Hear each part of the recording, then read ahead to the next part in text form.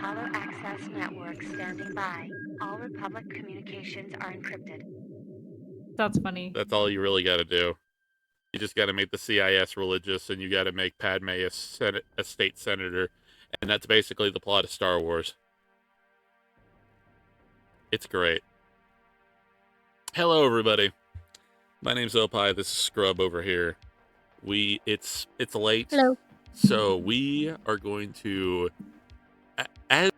as we are coming on the air, we're going to do a video about Star Wars Episode 1, The Phantom Menace, because I planned for this to be like maybe an hour, half an hour long thing, but apparently the gods have defied me a second time, and now it's just like, oh hey, you got to do this at 10 o'clock at night because, why not? Honestly, yeah, part of that was my fault, so I'm putting that right now. I decided to do all this after I watched the series finale of Young Sheldon, so that's also kind of my fault. Okay. Hey, Young Sheldon was a really good show, just by the way. So, I was gonna say, good. Yeah, it was good. Good series finale, very good. Today we are talking about Star Wars Episode 1, The Phantom Menace. What's your opinion on The Phantom Menace, Scrub? Do you have any... This is gonna be... Okay, so this is gonna be the most, eyebrow-raising, unpopular opinion, but behind, I would argue that Phantom Menace is probably my favorite Star Wars movie. Oh! Okay, I know... Yeah. Yeah, okay, I didn't see that coming. Hell yeah, yeah. No, I'm not kidding. I'm not kidding. Jams. I would have easily said, "Oh, Revenge of the Sith," of course that one. Right. Okay, I'll tell you. When it was it came out in 1999, of right? Course. It's already been 25 years. But growing up, that was my very first Star Wars movie. Yeah. That we would watch on what was it? Was it on Cartoon Network? Oh no, it was just a movie channel as far as if I remember correctly. Yeah. And growing up as a kid, especially when I moved, made a huge move as a toddler, it was my first Star Wars film, and obviously George Lucas's intent the Phantom Menace was more geared toward children, because of the pod racing and the sort of innocence, and especially when Annie is a 9-year-old time, it resonated with me. But also, I was always fascinated with Qui-Gon Jinn. He is the biggest reason why it is my favorite Star Wars movie. Yeah. Because Qui-Gon Jinn. Qui-Gon Jinn. Yeah. I really liked the prequels whenever I was growing up, and obviously my favorite is Revenge of the Sith for many reasons. But yeah, I like Phantom Menace, Attack of the Clones, which, by the way, we might actually, do an Attack of the Clones video, which is going to be really great. But oh my gosh. No, we have so much to say on that one. So much to say. But with the Phantom Menace, it really goes because I don't understand. Well, now that the sequel trilogy has come out, I kind of understand, because before the prequel trilogy came out, I was acting like, why in the fuck are so many middle-aged nerds mad at a fucking movie intended for children? And then I saw The Last Jedi and Rise of Skywalker, and I was like, oh, that's why. Okay, that makes sense. Because all of these fucking people who are highly committed to Star Wars, who used to watch the OG Star Wars trilogy as a kid, like Star Wars: A New Hope, Empire Strikes Back, Return of the Jedi. Right. All of these people got so fucking mad at the Phantom Menace because multiple reasons.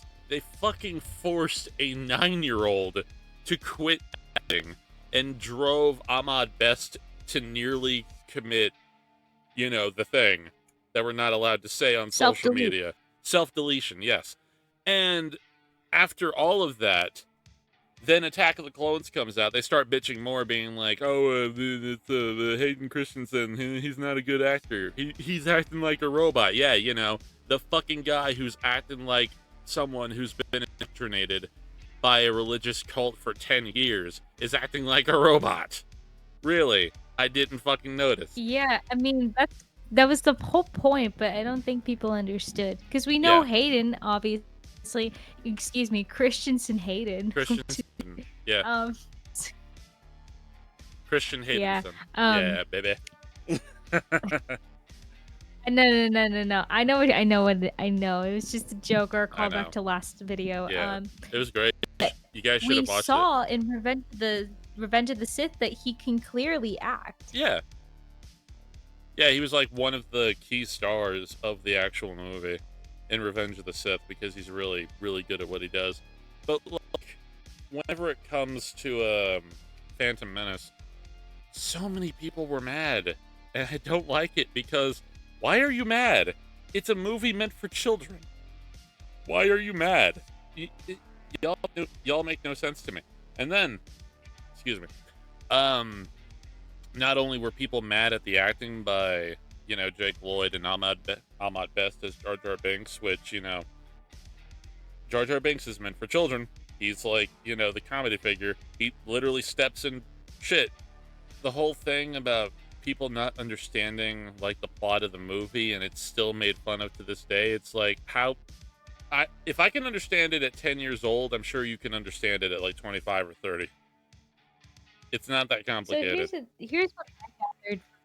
Because, like, the reason why the older, like, the first wave of Star Wars, like, hardcore Star Wars fans, they were introduced to the nitty-gritty side of Star Wars. Oh, yeah. And so to see the prequels in a time where the Jedi were abundant and technically speaking, it was less high stakes, more heroic tales, more fun adventures because there was no war.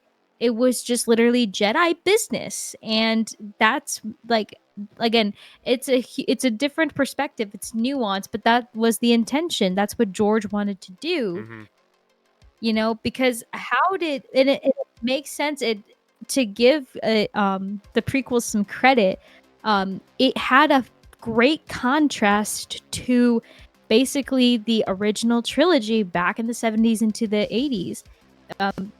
It was like, how did this all fall apart? How did the galaxy fall apart under the Empire? How did that happen? Why is there a rebellion in the first place? You see it firsthand. And what's really screwed up is, like, I feel like that if the Phantom Menace got made today, it would have fucking exploded in popularity with, like, college kids and especially, like, economic students and, like, philosophy and fucking, you know, politically motivated students, because this is literally the corruption and the crumbling of an empire or a republic firsthand. Like, we see how Palpatine, you know, expertly manipulates everything into motion to be manipulated to his plans. Like, in the first fucking scene of the movie, like the first handful of scenes, we literally have Palpatine manipulating a multi-trillion credit corporation. It's essentially doing his bidding and murdering not only 2 Jedi Knights of the Republic, but actively seeking to murder Republic ambassadors who are there to resolve the conflict in which the Trade Federation is a part of. Palpatine is so powerful that he can manipulate corporate, like, CEOs into assassinating Republic officials for him. And not only that, he can manipulate them into invading a planet, into murdering thousands of people. He has his own Sith assassin that he sends all over the galaxy, who is so well trained that he can combat fairly in an open field against Qui-Gon Jinn.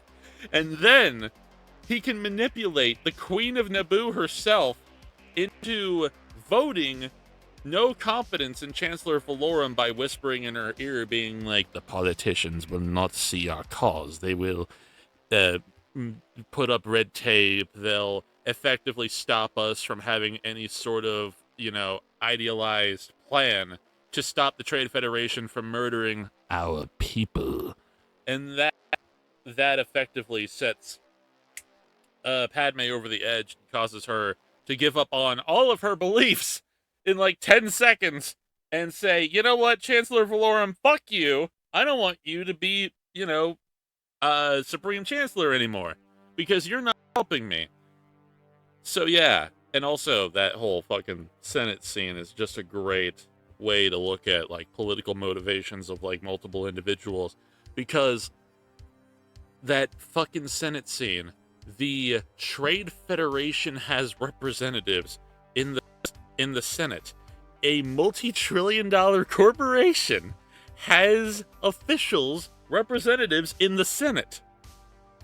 It doesn't make any sense. They're a corporate entity. They're not a what? That is effectively like having a Walmart.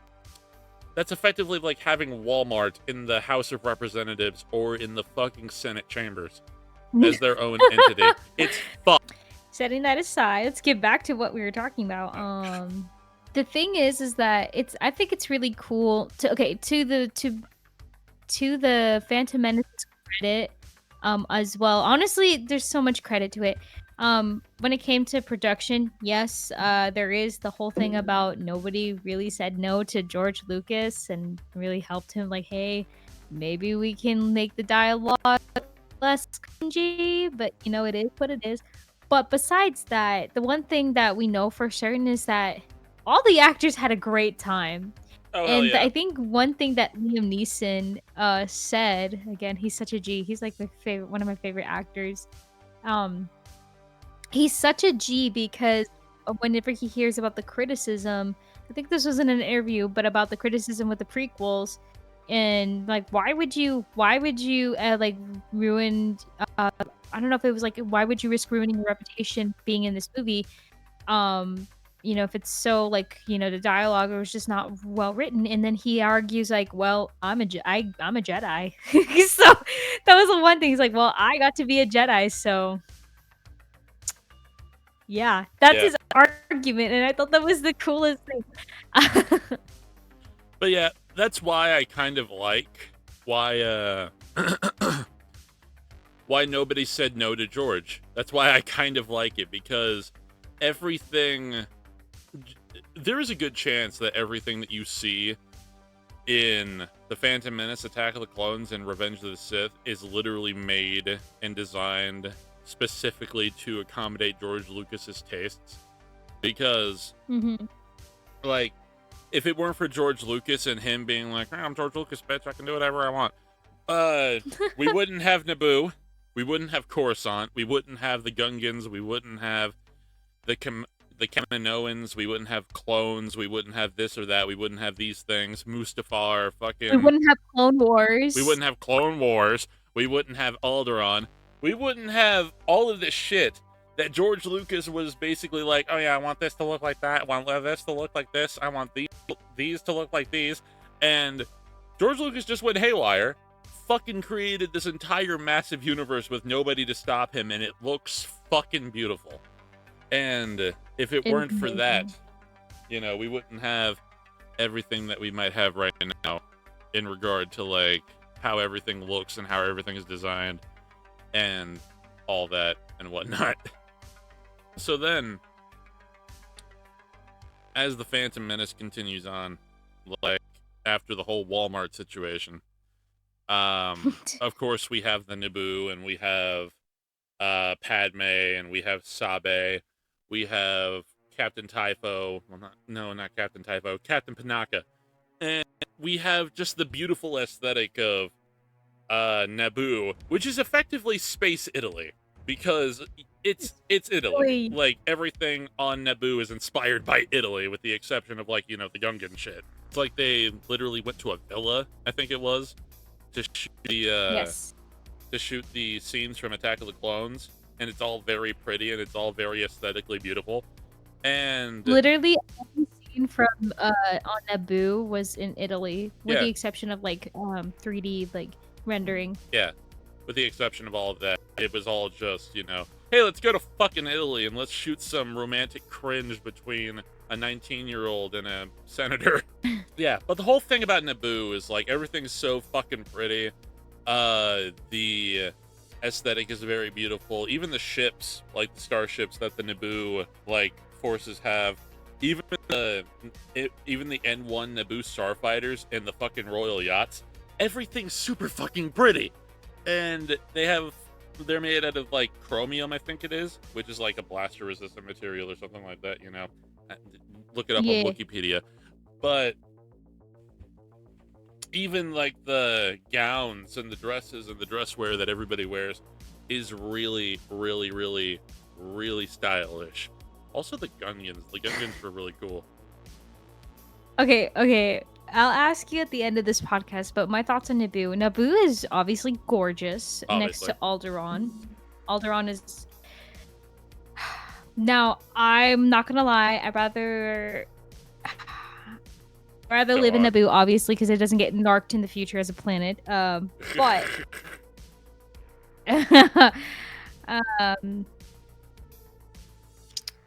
I love it. I think it's pretty. I love to be in an Italian villa and then go to the beach that Padme talks so much about and lay in the sand. Oh, hell yeah. That sounds because fun. Annie hates sand. I don't like sand. It's coarse and rough and irritating, and it gets everywhere. But yeah, just being able to, like, you know, the idea that Naboo is so beautiful and, you know, you can just go up to a fucking beach and just chill out on the sand, swim to islands and all that. It's really freaking nice, and it really reminds you of Italy.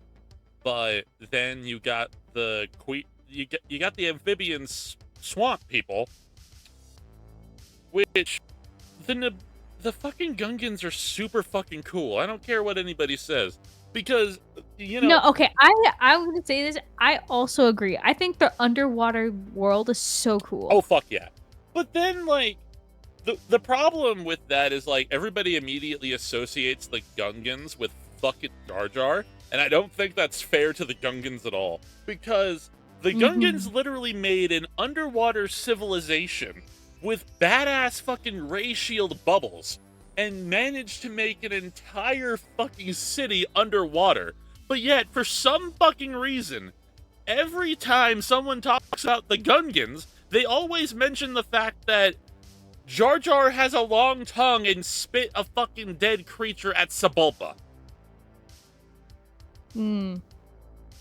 It's always Jar Jar. There are cool Gungans. The fucking guard captain that almost murdered General Grievous. All the Gungans that literally fought against the droids during the war. That was fucking awesome. But for some reason, we have to fucking mention Jar Jar every time, and I hate it. It's so fucking dumb. And, like, I understand, Ahmed Best, you ironically did your best when it came to Jar Jar. You were told what to do as an actor. You were told what to do when portraying Jar Jar. You did your best. I understand. But, George, for God's sake, I don't need to see Jar Jar stepping in shit and his mouth getting fucking electrocuted by a pod racer. Come on. Please. For the love of God. Bruh. We don't need that. Okay, so Naboo's awesome. The Gungans are awesome. The Trade Federation is basically Space Walmart with an army of droids. So that's cool. Palpatine is extremely manipulative and extremely corrupt.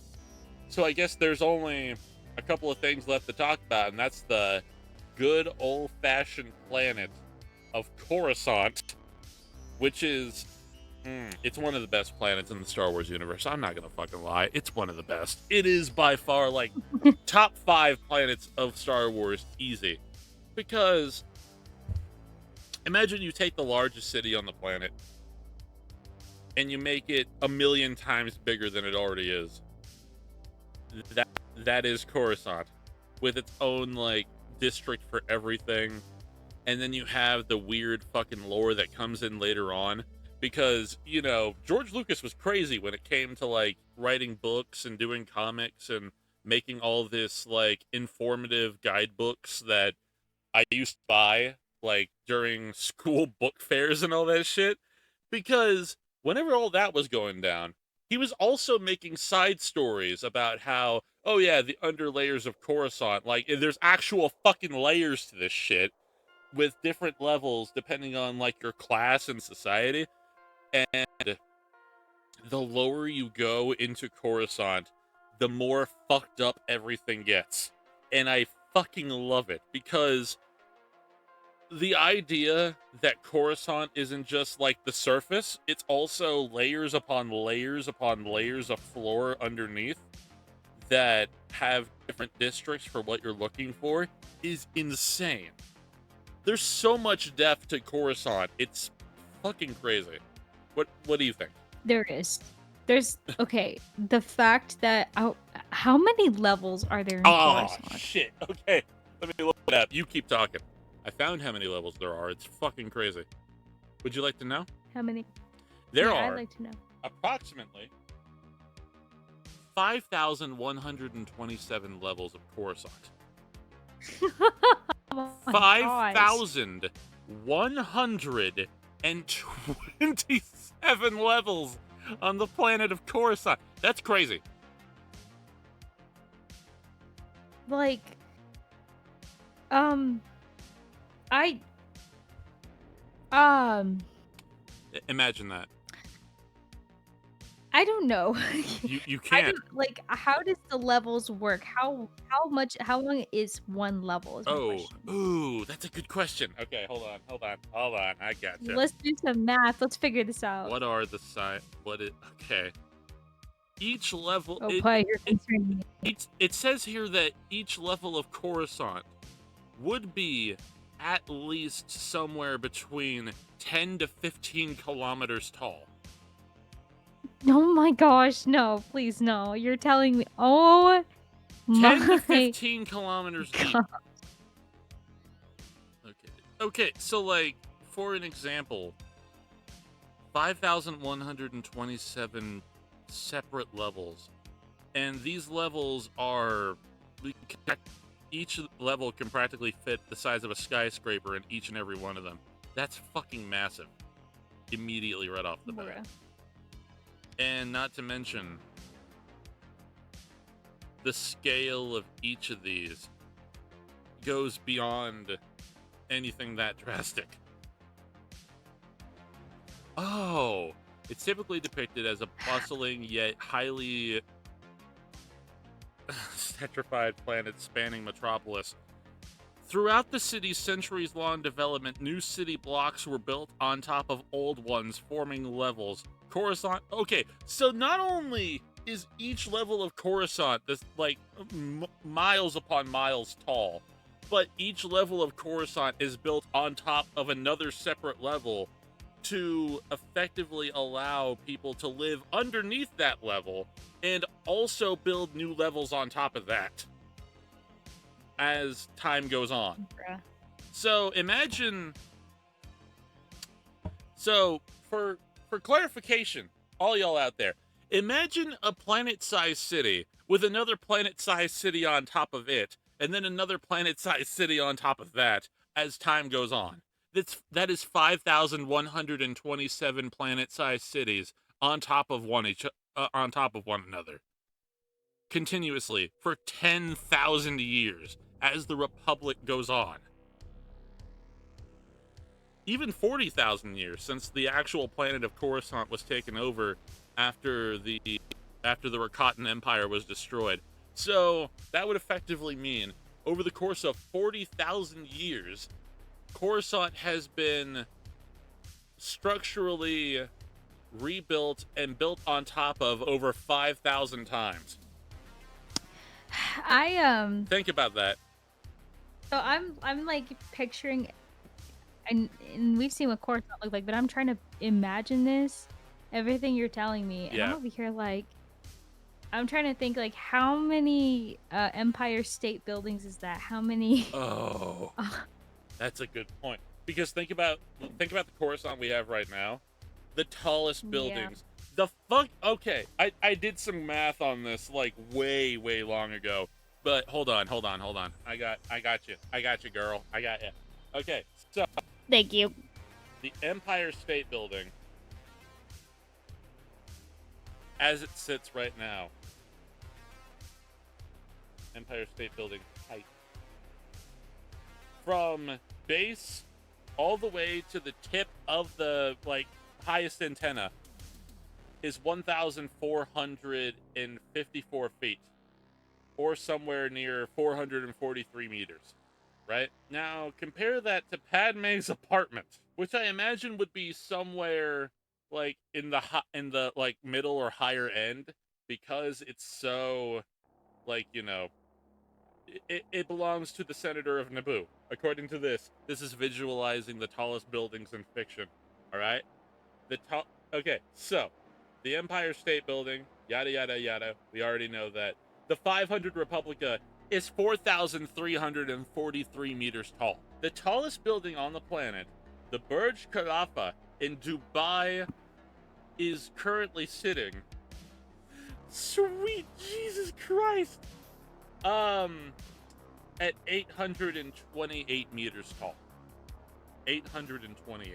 That means that the Padme's apartment is 5 times larger than the tallest building on the planet. The tallest building on the planet is 5 times smaller than Padme's apartment. But if we were to use the actual Empire State Building, which is 380 meters long, or 380 meters tall, it's 11 times taller than the Empire State Building. So imagine stacking 11 Empire State Buildings on top of each other. Anyway, thank you for watching this podcast or listening to it. I think we can just call this the background information of the Phantom Menace. But either way, if you like this kind of content, please hit that notification bell, that subscribe button, share for more. Do whatever you want. I don't fucking mind. You have anything Subscribe to say, to his OnlyFans. Oh my god. No, God. No. How the turntables. How the turn have tables? All right, everyone. Subscribe to the OnlyFans. Do it. I don't care. I don't mind.